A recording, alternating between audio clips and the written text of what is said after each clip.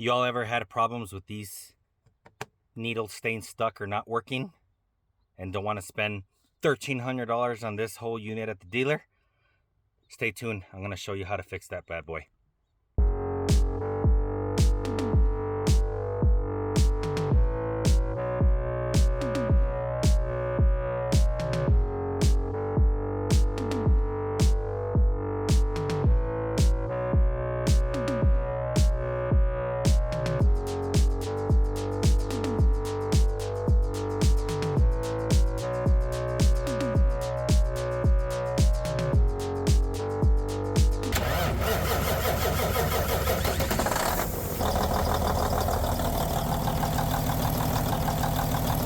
Like, share, and subscribe. Hey YouTube, what's up? It's Gabe coming back at you with another brand new video here at Trucking Life. So I'm going to show you guys how to repair your instrument cluster. The reason why I'm repairing it is because, you know, it's all broken. These tabs can't even really hold it in no more. Right here is where my pressure gauge is at. The biggest problem I have is that this oil pressure gauge, it gets stuck sometimes, or sometimes it'll just show 0. So the very first time that happened, I got scared because I thought that I'd have no oil pressure, but it did have oil pressure. I checked it with the manual gauge, and the computer, the ECM, was also showing oil pressure, but the gauge is what's the problem. Now this entire piece right here at Freightliner is $1,200 plus programming. So you used to have to pay for programming, and that's not a good idea. You know, it's $1,200 plus. I think programming is like $300 or whatever it is. So what I did is I bought a separate one, and I'm going to use the parts from that old one to put in this one. All it is just a stepper motor. I'll show you guys here in a minute how it looks and whatnot. And so these are the little stepper motors. I didn't know which part it used in here. So what I did is, like I said, I bought a separate one and I took it off the other one, but I was actually able to find these online. I'll go ahead and put a screenshot up here so that you guys can get a new one. But these bad boys right here, they're only like $8-9. The whole entire dash works. The reason why you can't just buy a used one from eBay or whatever, even if it looks exactly the same, is because it's programmed onto the ECM. It's got to be with that specific truck programmed. But all we're doing here is just replacing these stepper motors and saving about, probably with programming and everything, probably like $1,500. So I'm gonna hand the phone over to Max, and he's gonna be doing the filming for today. So we're gonna go ahead and take apart. We're gonna go ahead and take this apart, and I'll show you guys how to replace it.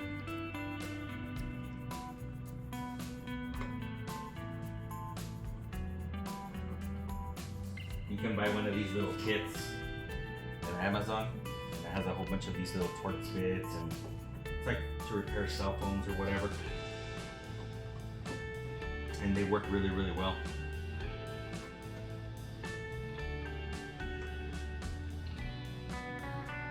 I also was able to find that plastic piece separate so that we can make it nice and pretty again. It's just a personal thing, because it drives me insane. So as you guys can see right here, this is your circuit board, and these right here are your little stepper motors. They're all the same one for the oil pressure gauge, your speedometer, your RPM gauge, your water pressure and oil pressure. As you guys can tell, they're all the same, and these are really easy to replace. So let me just continue showing you guys. So now what we're gonna do is that we're gonna take this apart up here as so you guys can see the whole unit. This piece of plastic is what we're going to replace. I'll show you guys the new one in a minute.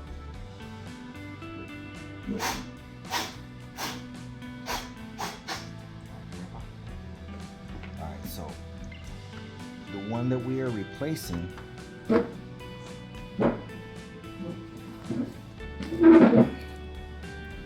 this one. These little needles right here, you just pry them up, and they just pop off just like that. So what we're gonna have to do is these little 4 prongs right here, that one, that one, that one, that one, holds that little LCD screen right there. So we got to remove it so that we're able to take the board off. So all you do is just bend them. Can you get closer, bro? You see here? You just bend these like this, that's so.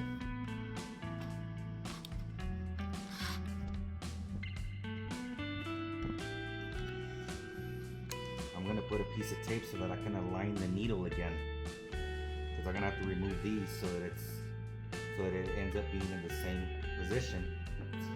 So we'll just get a little piece of masking tape and we'll just put it right where the needle is at, right at the edge of the needle.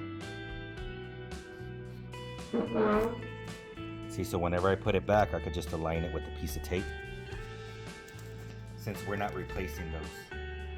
So once we're actually done, what we're gonna have to do is I'm gonna kind of leave it open, because whenever your truck turns on, most of you drivers know, as soon as you key it on, the needle will sweep.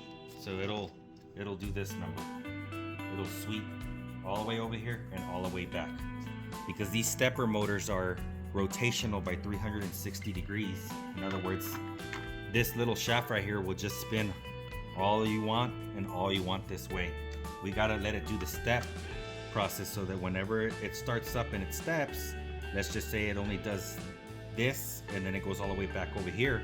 Wherever it stops at, we gotta remove this back again and put it there, so that when it sweeps from 100 to 250, so that you get an accurate reading. But I'll show you guys that once we get into the truck.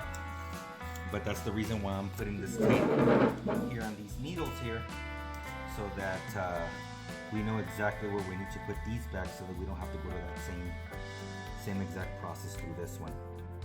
So we'll put that there. And we'll put this there. This is just a little trick or whatever, I guess you can say, that I developed. I've never actually fixed any of these guys. I'll show you guys the other one that I got, and the reason why I got another one first is I wanted to take apart the one that I wasn't going to use, so that when I got to this part, I know exactly how to take everything apart without messing anything up. And that was the whole purpose of doing that to begin with, so that I wouldn't mess anything up. Now we want to pry these pieces of plastic right here up and in, so that we can remove the board off of the plastic casing. We're able to get it out.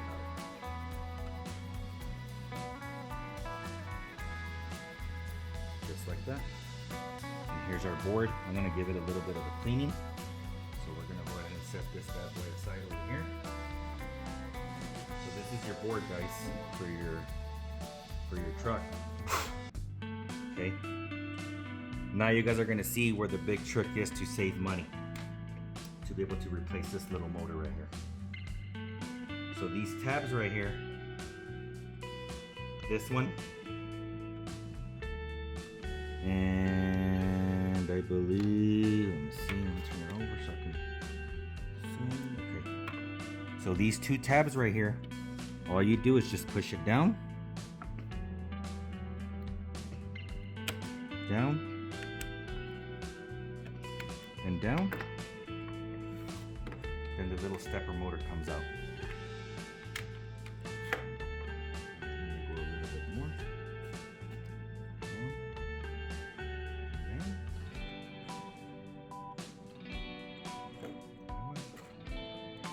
Then once you get these little pins pushed in, you just push in one of these little tabs and just kind of get it with this one.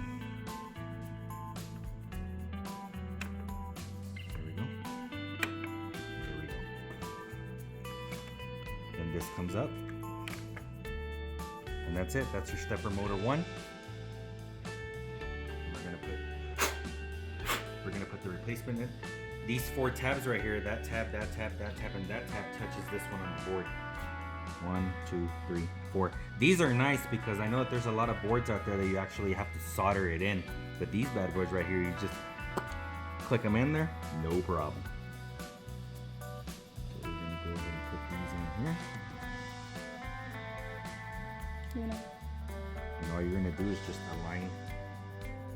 those tabs, as so. Once these are in right here, you just get like a bobby pin or something, and you just push in these two holes right here. 1, 2, 1, 2. You just push it and you'll see it come up. Like that one's locked in.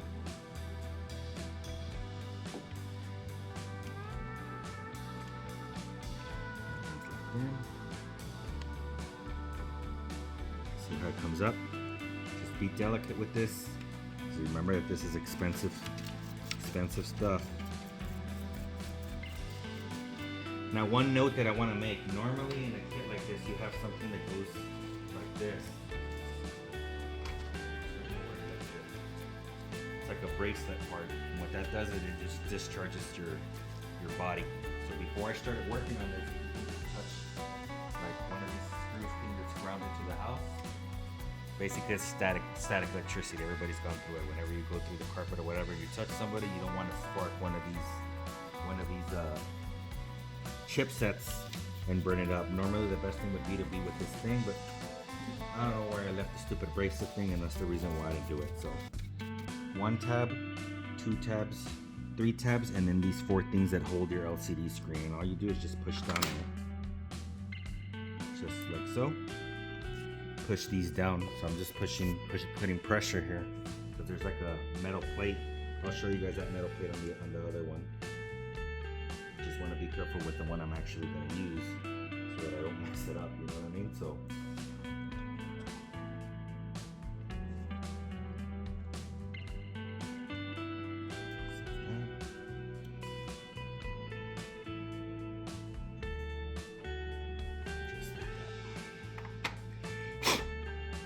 Deal.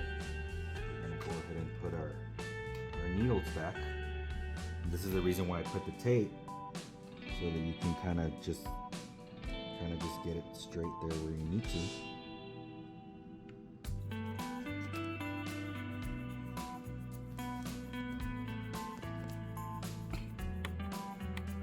Crap.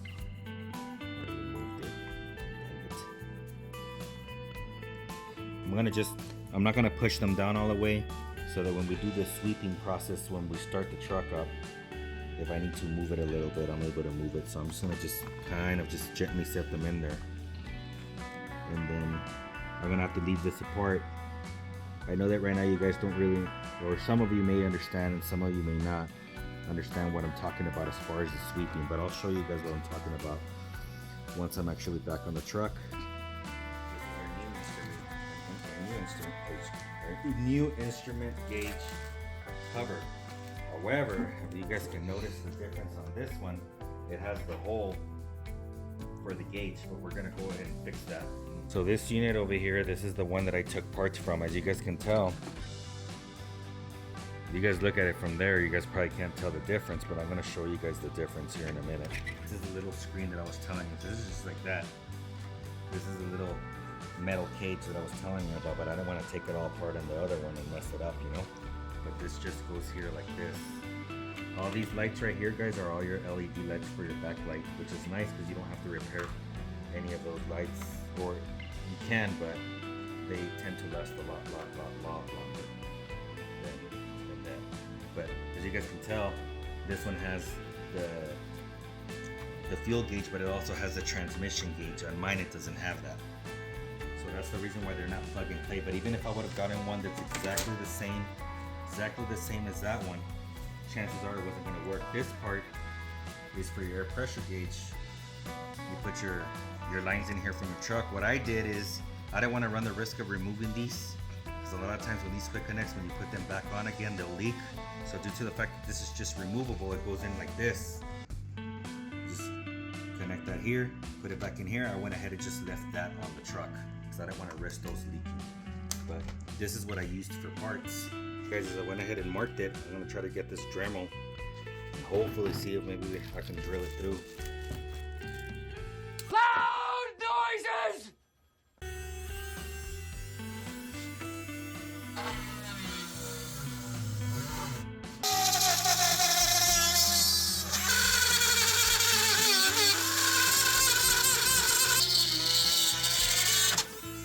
Perfect.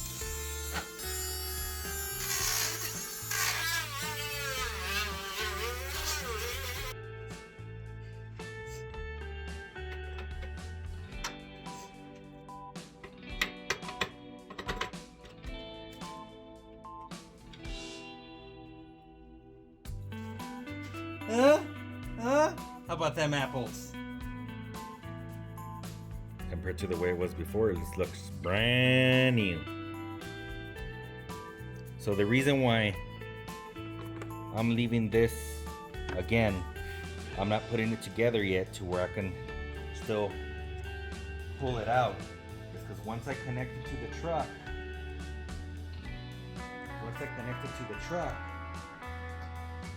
then these will sweep. When you key it on, this will go all the way up here. This will go from here to here. This will go from here to here, from here to here, from here to here.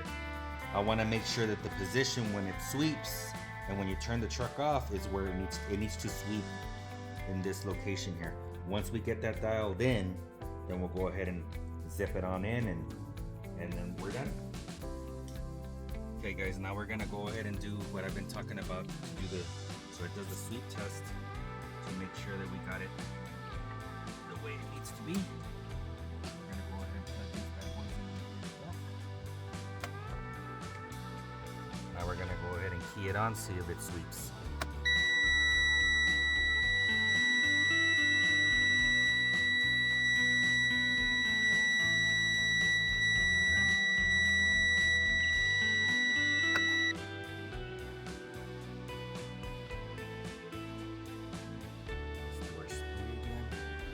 See how our speed is showing 5 when the truck is off. Let's go ahead and key it on again. So see, we need to move. Okay. You hold it here, pa. So now what we're gonna do is we're gonna move these.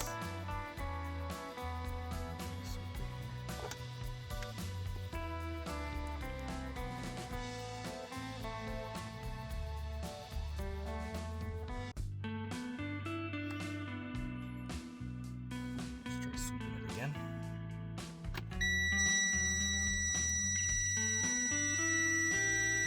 As you guys can see, now it's pointing correctly. Now we're going to go ahead and do the oil pressure one.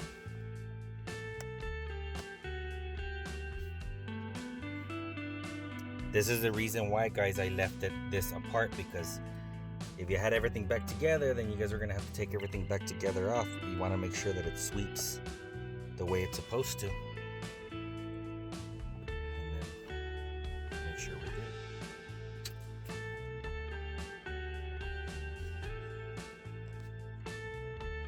Right there.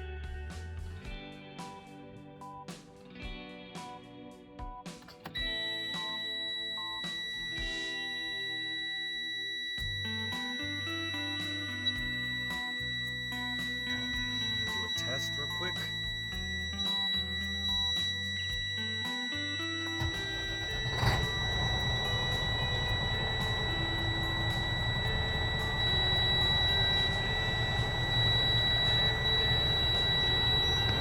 Oil pressure.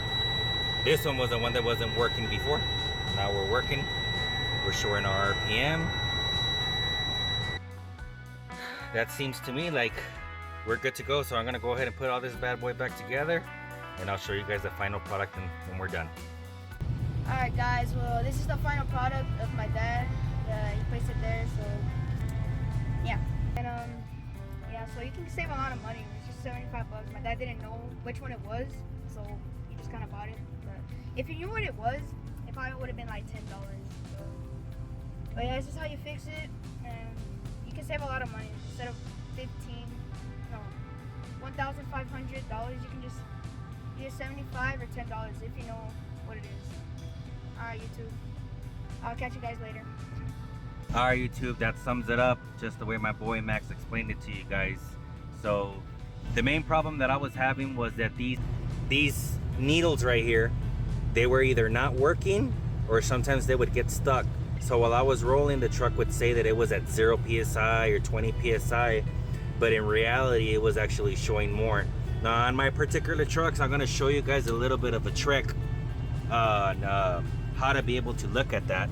Anybody that has this OmniTrack system, okay, if you go all the way over here on this screen, you go to System, you go to VDS, you're gonna click that. It's gonna have a big button here. You click it again, and you go to this screen right here. it'll tell you right there, like engine coolant and all your parameters. So right now, for example, the truck is saying 900 RPM, and we're at 900 RPM. But that's the main reason on why I left it kind of loose a little bit, because when it does the sweep, it's already pre-programmed on the amounts. But since we took the needle off the little motor, we gotta kind of have to dial it in. So once we dialed it in, we put everything back together, and we saved some money. You know, that, like I said, that part right there it's about $1,200. And then get this, you gotta order it, because it's like VIN specific. So they have to like make it, and it might take like they told me that it might take up to 90 days for them to get it in there. And then I have to take the truck in there, and they have to program that. It's called the ICU unit, Instrument Cluster Unit, ICU. They gotta program that into all the other computers to talk to the SAMCAP, the MCM, all that stuff. You know what I mean? So that would have been about $1,500.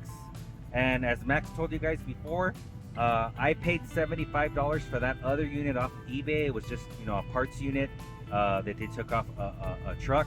A fire extinguisher had gone off, and the driver just wanted to replace it, but there was nothing wrong with the screen or anything. I just pretty much used it for parts.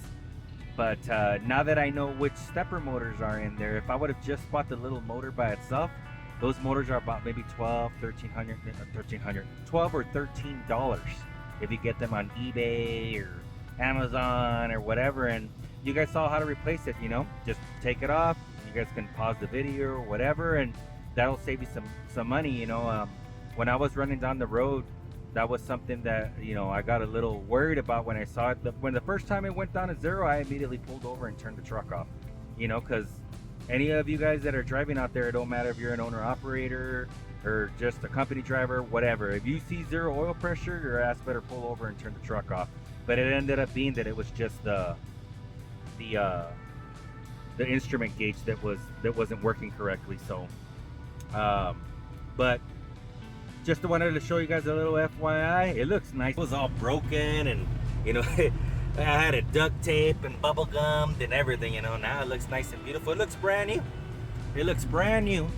It cost me $75, but in reality, it could have cost me $12, $13 had I known what little stepper motors in it. Because believe me, guys, I looked everywhere online to try to get a schematic of the internal unit, and those are parts that you can't get at the dealer. The dealer will just sell you a whole new one, and that's it, you know. Or you can get one in a junkyard and use it off for parts. Or if you find the same exact one, that doesn't mean that you cannot use it. You're just gonna have to take it into the dealer so that they can program it towards your specific truck. But I just wanted to make this little video. If you're having those type of problems, it's an easy fix, and you don't have to replace the whole thing. Thank you for watching the video up until this point. If you haven't subscribed, hit that thumbs up button and subscribe. Help a brother out. Let me get monetized so that I can continue making great content for you guys. You guys have a good day and stay safe out there.